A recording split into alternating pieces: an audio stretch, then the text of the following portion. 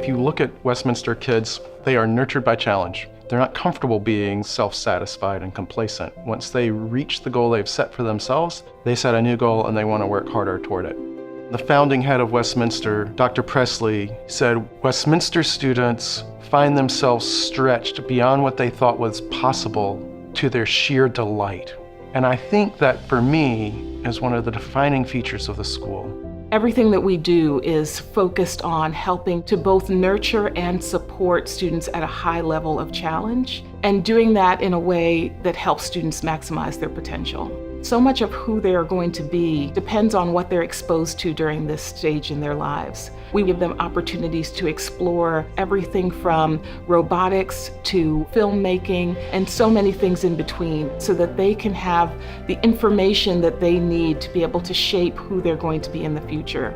We're blessed with students that come to the table with so much. They are insatiably curious, and our role is to come alongside them. Once upon a time, students sat in a chair and they waited for the teachers to give them information. Now I walk into a classroom and I have trouble finding the teacher because they're amongst the students working on a project together. We're no longer looking at teachers as the answer key. They are working with students to find their own answers. And when the entire classroom starts with a question and their goal is to answer that together, we're thinking about what children naturally bring to the table, and we're saying to ourselves, what can we do as teachers and as a learning environment to make sure that we bolster that?